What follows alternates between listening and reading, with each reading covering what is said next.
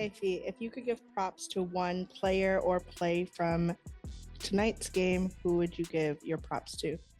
Um, I think tonight I would give props to Courtney. I feel like her minutes were really good when she came in. She gave us some buckets that we needed at that time. And so she kind of flipped the energy for us. Alanis. For Fee, you guys had 14 rebounds. I think you're leading unrivaled here. Not a rebound, assist, excuse me. You're leading unrivaled in assists. What has allowed you guys, you, Alicia, Skylar, to really mesh early on? We were playing from day one of practice, just trying to get our chemistry up. And I think we've figured out that, the more we're moving the ball, it's hard to guard. It's hard to guard. And so we're really cognizant of that, and we're trying to move the ball. We have a really unselfish team as well. It's not about it's me, it's about the team. And so I think that allows us to get those assists and have fun while we're playing. And when you're kind of working on building that chemistry, how have you seen you guys go from kind of relying on instinct as you're understanding how each other cuts, or your tendencies, to now actually playing within the coaching and what you guys have been building so far? I think, like I said, we've been playing like practice games from day one. I think that helps a lot. And then we have a vocal group too, just talking through what each other likes, where you like the ball, what we do in different situations. It's a really, like Coach says, collaborative team. And so I think we take that really seriously. Like, we talk through a lot of things, and that helps build the chemistry fast. Erica.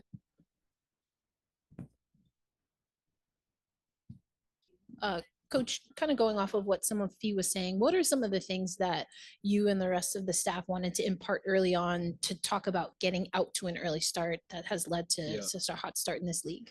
Yeah, well, first we came in with the mindset that we wanted to see how the game was flowing first. Brand new game, never been played before. So that was first thing. First day, we got up and down 3-on-3, played the regular game. And then we were seeing how they naturally get into different actions and what each player is comfortable with. And from there, we built an offensive system, essentially, where as it's typically the other way, where the coach is just building the system and then you implement the system right away. We were able to watch it, get into action, see what they're comfortable in, and then build a system around that. And just Fee, if I can follow up with you then from a player perspective, how, if at all, does that differ from what you're used to, and how do you see that playing out with this Lunar Owls team? I'm not gonna lie, I was looking at the stats when you asked your first That's question. okay, no problem. So basically, I was just asking what were some of the things that the coaching staff did to get the team ready, and the response was just that first it was getting y'all into 3-on-3 movement and action, and then setting up the offense for the team and some of the schemes from what y'all were doing in the runs that you had early on. So I guess if you had to compare that to what you've been used to coming into a set offense versus having an offense that's catered to a team, what would you say are some of the similarities, but specifically the differences?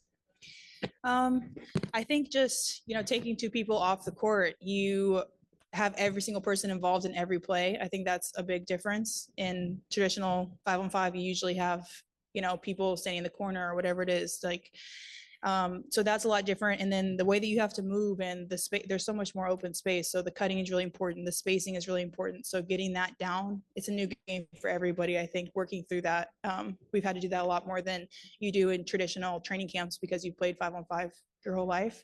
We're all kind of learning together here. And so working through that has been really fun, honestly.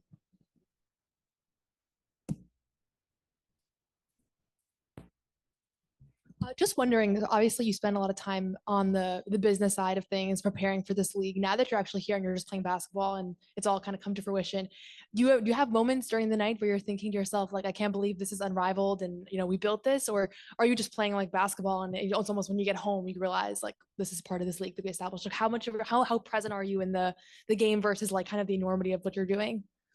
I think while I'm playing basketball, I'm just playing basketball. It's really like when I get home and talk to my husband that I like hear the other side of what's going on, that I'm like, wow, you guys are doing a lot behind the scenes, and you kind of get to take a step back and just see how much work is going into this and how hard everyone is working to make it run and to make it smooth, and the entertainment that everyone is seeing. So it's kind of cool that I get to see both sides. It's definitely more stressful than when I was playing before, but it's been so fun. So I think I kind of compartmentalize those two parts. What's made it more stressful? Just knowing that like the league has to succeed and you as a player, or like what about it is more? Well, because we built it, you just have like more of an interest in it, like a vested interest. So you want it to be successful. It's like when you throw a party, you want people to show up and have fun, you know? So there's just like more stress than if you're just showing up to the party. Thanks. Last couple here. Anyone? That's great. Thank you. Dr. Alanis for the last one. Nice. Very good. Love the party comment. I'm here for the party. Fee, for you, what's been the greatest strength that this format has taught you about your game thus far? My greatest strength. I mean, I think it just reaffirmed my strength. I like to be in the paint, and I think taking those 2 extra people allows me more freedom in there. But also, I've been working on my 3 a lot, so getting more comfortable with that and just having the confidence to have a green light and to pull whenever I want has really, I think, catapulted my game. Your usage is so high here. I think it allows you to get better really fast. And the fact that everyone on our team has a green light, it just allows you to use those skills that you're working on in real time.